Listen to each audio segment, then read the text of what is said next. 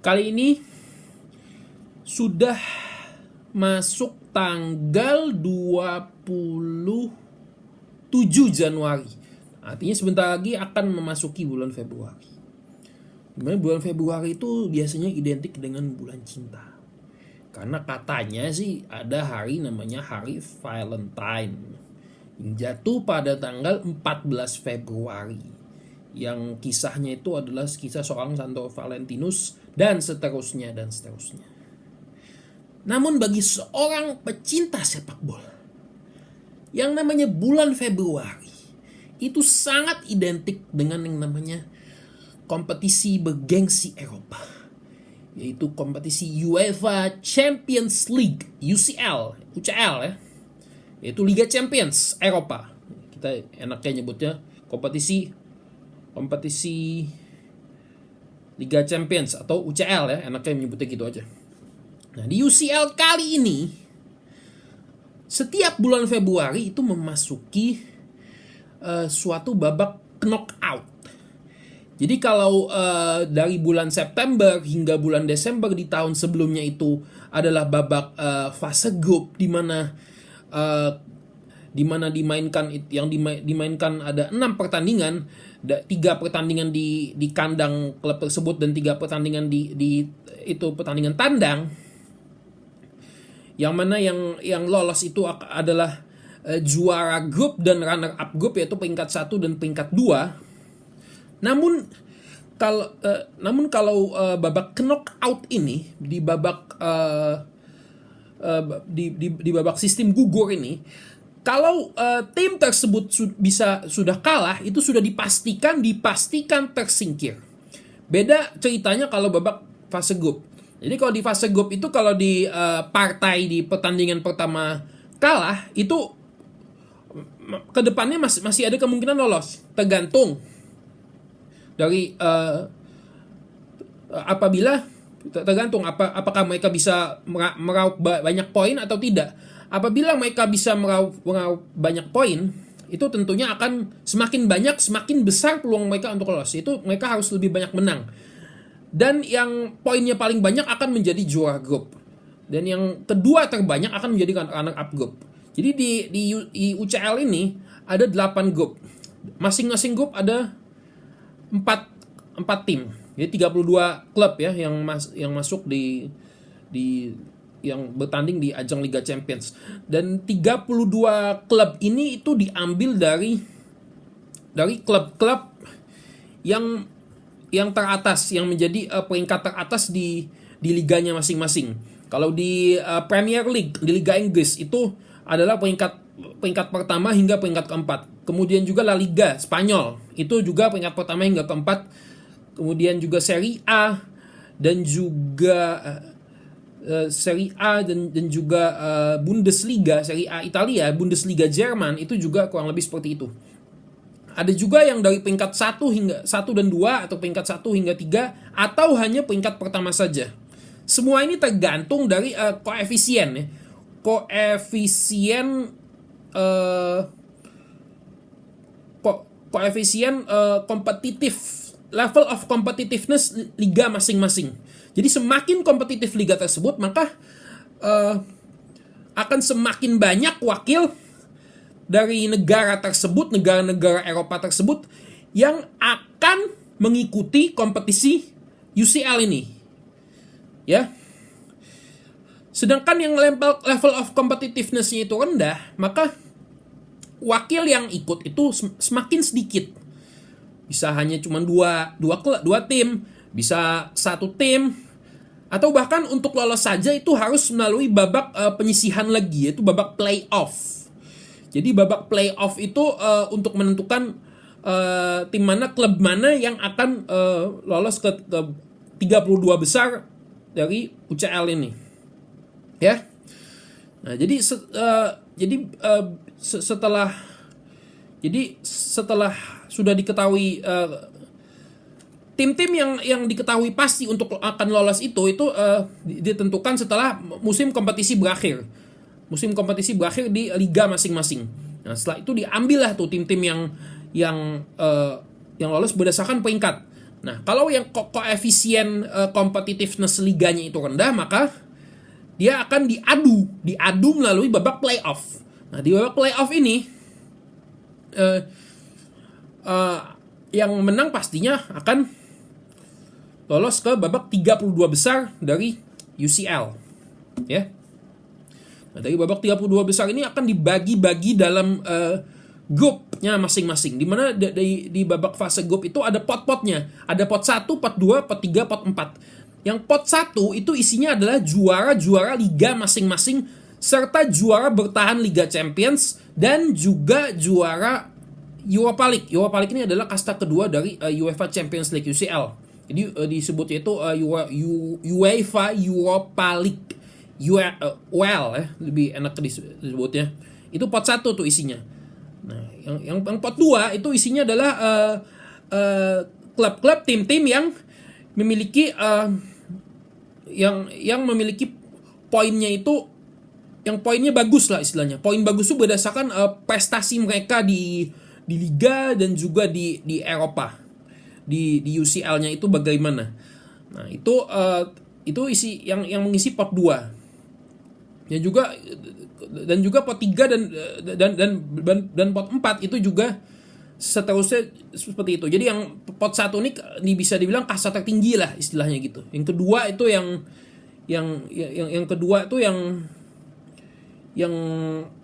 yang biasanya jadi runner up di liganya masing-masing, atau yang masih jago juga lah istilahnya. Dan kemudian levelnya itu menurun di pot ketiga dan juga pot keempat. Nah, dari masing-masing pot itu diundi, habis itu diambil bolanya, dibuka, terus dibuka ini nih klub mana, terus ditentukan lah. Jadi dari masing-masing pot itu ditentukan nanti segrup sama siapa, dan yang satu negara itu dipastikan tidak bisa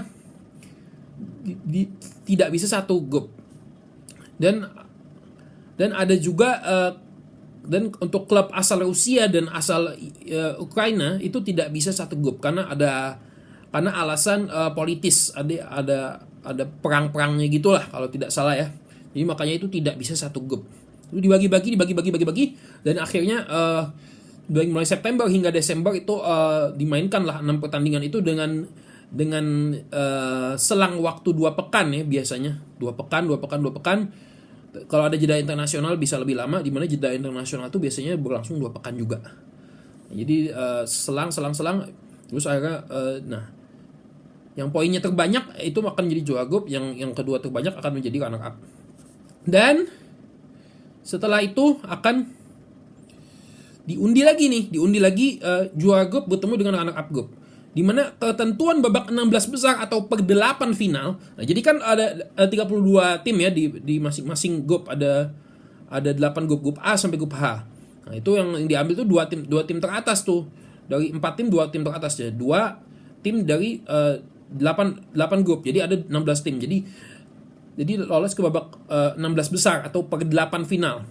Itu babak knockout itu. Itu di sistem undinya itu adalah bahwa kembali klub yang satu negara itu tidak bisa bertemu di babak tersebut.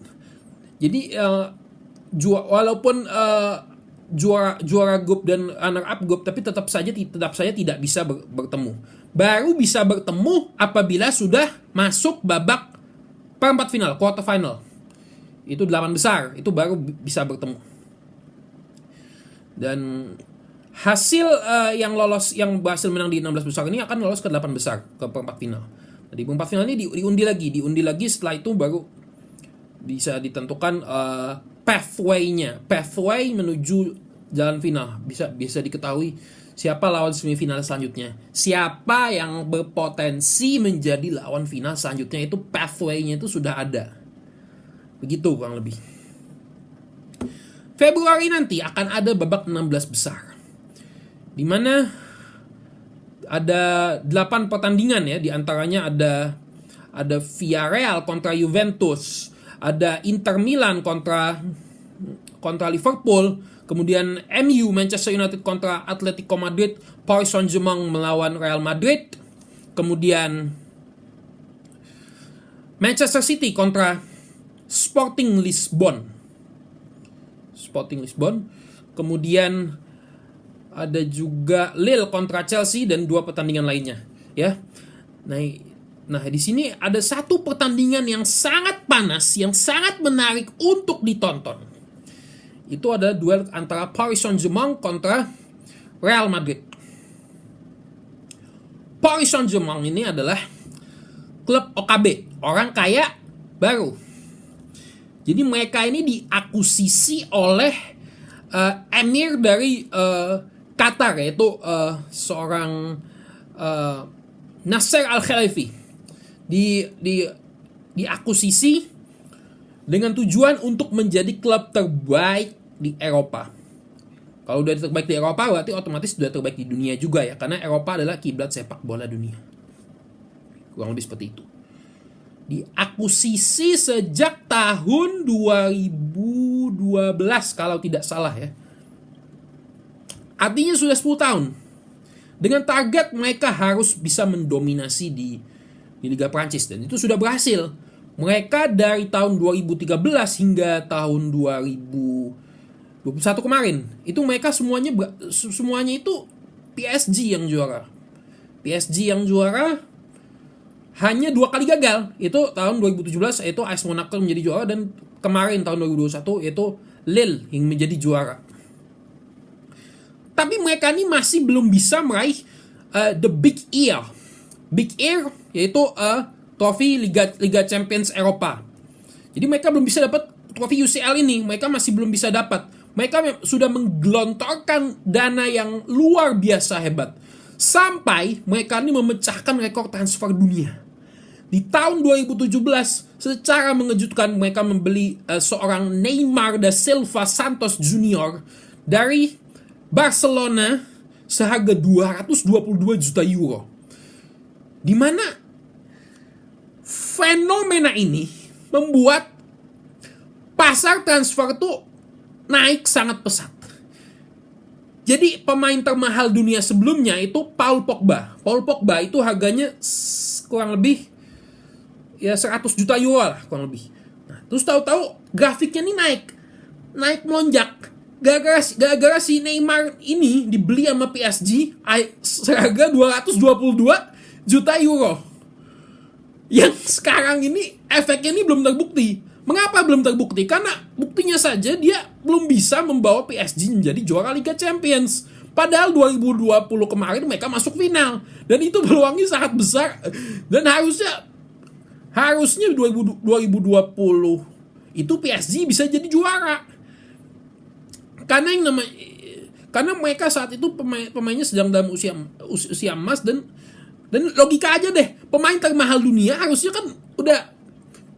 garansinya itu gede gitu, bisa ngebawa klubnya itu jadi juara di Liga Champions. Tapi anehnya mereka malah kalah sama Bayern Munchen dan dibobol oleh pemain yang berasal dari akademi mereka sendiri, Kingsley Coman. Ini kan ironis banget gitu. Jadi seperti itu. Dengan naiknya harga, dengan pembelian PSG terhadap Neymar ini, akhirnya pasaran transfer jadinya rusak. Harga-harga pemain naik, akhirnya semua jadi overpriced. Yang harusnya harganya itu nggak terlalu mahal, akhirnya jadi mahal. Jadi harga-harga naik gara-gara PSG ini merusak pasaran transfer.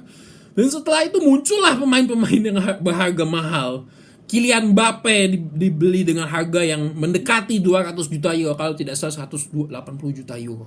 Kemudian pemain-pemain seperti Ousmane Dembele, Philippe Coutinho juga muncul kemudian menjadi pemain yang termahal. Jadi masuk ke dalam 5 atau 10 besar pemain termahal di dunia saat ini. Ya. Dan ironisnya zaman sekarang itu pemain harga mahal itu justru malah kurang bagus ya. Jadi kalau ada sesuatu yang mempunyai label mahal dalam hal apapun zaman sekarang nih, anehnya tuh kualitasnya tuh suka tidak sebanding. Ya, jadi seperti itu. Nah, Nah, jadi PSG ini sudah menggelontorkan duit besar-besaran. Besar-besaran duit ini digelontorkan, mereka membeli Zlatan Ibrahimovic. Kemudian mereka membeli David Luiz, back yang sempat menjadi back termahal dunia saat itu sebelum dipecahkan oleh Virgil van Dijk dan Harry Maguire. Jadi David Luiz dibeli 50 juta pound saat itu.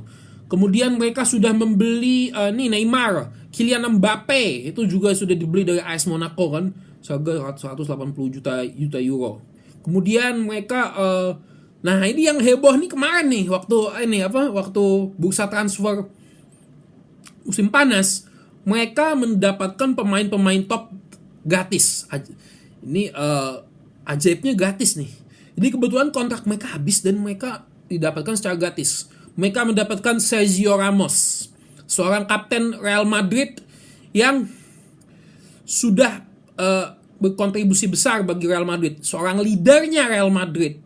Mereka mendapatkan dengan gratis setelah kontraknya setelah gagal memperpanjang kontrak bersama Real Madrid. Di mana Sergio Ramos ini dia adalah kapten Real Madrid yang mengangkat trofi Liga Champions bersama Real Madrid 3 kali beruntun, hat-trick UCL. Di mana belum ada klub yang bisa melakukan itu selain Real Madrid di era baru Liga Champions yang format baru itu sejak 1992 atau 1993 ya. Itu belum ada yang bisa. Ini PSG ini dapat walaupun let's say usianya sudah uzur ya, 35 tahun. Tapi mereka berhasil dapat. Dan sebenarnya itu bisa diakali. Karena untuk Liga Prancis kan mereka remaja juga udah berhasil lah. Jadi Ramos ini bisa saja hanya dibandingkan di Liga Champions. Nah, kemudian mereka mendapatkan Gianluigi Donnarumma. Di mana Gianluigi Donnarumma ini adalah penjaga gawang terbaik di Euro 2020 kemarin. Dia berhasil membawa Italia menjadi juara Euro. Dan dia tidak memperpanjang kontraknya bersama AC Milan sehingga didapatkan secara gratis oleh PSG ini. Di mana Donnarumma ini bisa dianggap 5 besar kiper terbaik dunia lah. Dan usianya juga masih muda, masih 22 tahun. Itu Gianluigi Donnarumma. Nah, kemudian mereka mendapatkan 4 atau 3 pemain ya. Dan yang paling heboh nih mereka satu lagi nih, mereka mendapatkan Georginio Wijnaldum. Georginio Wijnaldum yang kalau tidak salah merupakan kapten timnas Belanda yang berhasil membawa Liverpool menjadi juara Liga Inggris setelah penantian 30 tahun dan membawa Liverpool menjadi juara Liga Champions pada tahun 2019 kemarin, di mana dia berhasil mencetak 2 gol ke gawang Barcelona ya. Gawang Barcelona yang menginisiasi comeback-nya Liverpool yang sehingga akhirnya Liverpool lolos ke final Liga Champions dan akhirnya Liverpool mengangkat trofi si kuping besar. Itu Georginio Wijnaldum. Itu kontraknya juga tidak diperpanjang oleh Liverpool ya. Dan yang paling heboh, mereka mendapatkan seorang Lionel Messi. Lionel Messi yang merupakan seorang greatest of all time, GOAT, yang dianggap sebagai seorang GOAT bersama Cristiano Ronaldo. Itu sebenarnya sudah diusahakan untuk diperpanjang kontraknya oleh Barcelona. Namun malah ada jalan buntu. Ya, singkat cerita akhirnya Messi tidak bisa diperpanjang dan akhirnya Messi dibujuk oleh PSG. PSG berhasil meraih tanda tangan Messi dan akhirnya Messi dikontrak oleh PSG. Di mana Messi ini kita sudah tahu sendiri ya pencapaiannya, sudah saya jelaskan di videonya sebelumnya, di mana Messi itu merupakan pemain yang sangat luar biasa. Kita sudah tahu sendiri ya. Kemudian mereka membeli Achraf Hakimi, bek kanan dari Internazionale Milano, yang Inter Milan ya. Mereka berhasil membawa Hakimi ini berhasil membawa Inter meraih Scudetto, juara Liga Serie A Italia pada musim sebelumnya. Dibeli. Kemudian mereka juga meminjam Nuno Mendes dari Sporting Lisbon, bek kiri yang potensial juga lah, yang bagus juga, yang potensial berarti bagus ya. Dan dia membawa Sporting Lisbon menjadi juara Liga Portugal pada musim sebelumnya. Kemudian mereka juga ya juga masih ada pemain-pemain hebat seperti Angel Di Maria, kemudian Marco Verratti. Nah, seperti itu. Jadi ini PSG ini bisa dilihat ya, mereka ini sudah sangat serius sekali. Kemudian Real Madrid pemegang trofi Liga Champions paling banyak 13. Bahkan apabila dilihat dari format baru pun Real Madrid masih yang terbanyak, yaitu mereka meraih 7 gelar Liga Champions format baru sejak 1993. Jadi kalau di total masih format baru itu masih sama AC Milan 7. Begitu. Jadi ini sudah bisa Anda bayangkan sendiri ya.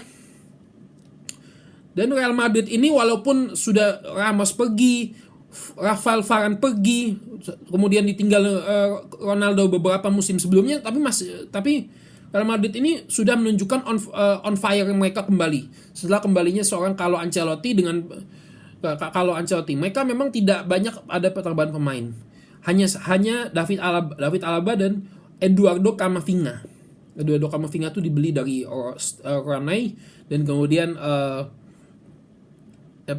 si David Alaba diambil secara gratis dari Bayern Munchen setelah Bayern Munchen memutuskan untuk tidak memperpanjang kontrak seorang David Alaba. Begitu. Dan performa mereka sejauh ini, mereka memuncaki klasemen, unggul jauh 17 poin di atas Barcelona. Dan mereka memang Sevilla masih dekat ya, jaraknya masih 4 poin. Namun mereka ini dianggap sebagai yang paling favorit untuk menjadi juara. Karena Sevilla sendiri, bukan Sevilla tidak punya peluang, Sevilla memang punya peluang. Tapi Sevilla ini kan sudah jauh, kalau tidak salah mereka ini belum pernah juara La Liga Spanyol ya, kalau tidak salah ya. Atau mungkin pernah sekali ya, istilahnya gitu. Sekali atau pernah beberapa kali, tapi sudah lama sekali Sevilla tidak pernah juara. Karena yang juara La Liga itu biasanya Real Madrid, Barcelona, dan Atletico Madrid. Gitu.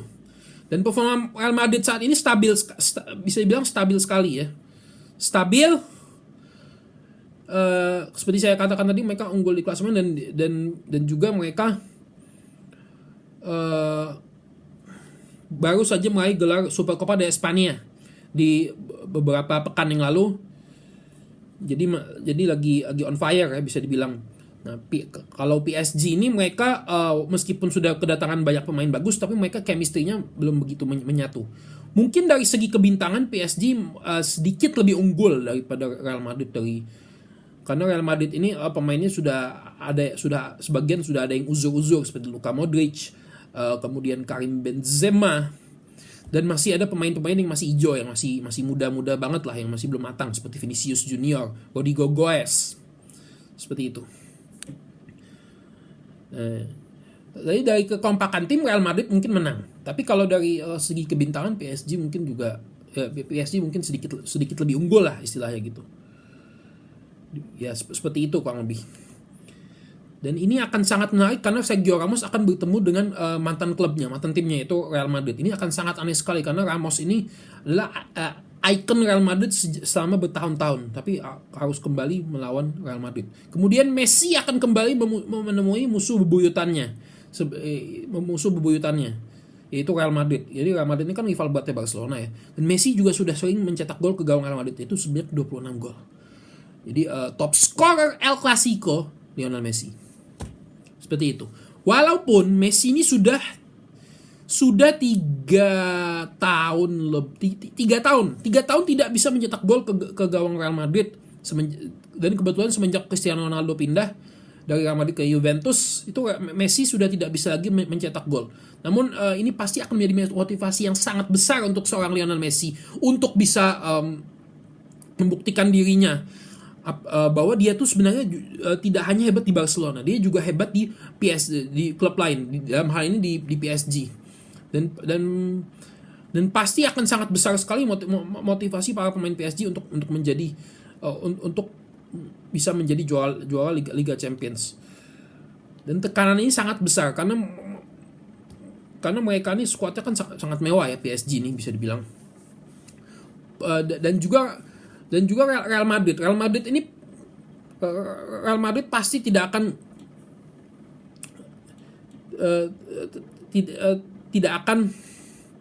gegabah istilahnya. Walaupun mereka trofi Liga Champions-nya sudah banyak, mereka pasti akan berusaha mati-matian karena mereka ini memang tim yang sudah terbiasa di level itu ya, di level Liga Champions ini mereka ini udah rajanya lah istilahnya, karena mereka kan pemegang trofi terbanyak ya. Jadi ini akan menjadi duel yang sangat seru, yang sangat sengit, yang akan berlangsung tanggal 16 Februari, biasanya dini hari pukul 3 kalau tidak salah, 3 atau 2 ya. 2 atau 3. Nah, itu akan sangat seru sekali. Nanti nanti bagaimana kalau sampai Sergio Ramos yang biasanya musuhin Messi, malah Sergio Ramos ini akan menjadi pembelanya Messi apabila Messi dilanggar. Nah, terus kemudian apabila Sergio Ramos mencetak gol ke gawang dari seorang ke gawang Real Madrid, ini akan menjadi sesuatu yang sangat unik sekali ya. Padahal Sergio Ramos ini kan biasanya dia sering mencetak gol penyelamat Real Madrid, di antaranya di final UCL 2014 kemarin. Sehingga Real Madrid bisa yang membantu Real Madrid menjadi juara UCL pada 2014 kemarin. Nah, ini akan menjadi duel yang sangat seru ya pastinya, yang paling layak untuk dinantikan dari semua dari 7 pertandingan dari 7 pertandingan lainnya. Ini akan menjadi inilah pertandingan yang paling layak untuk Anda tonton. Paris melawan Madrid. Ciao.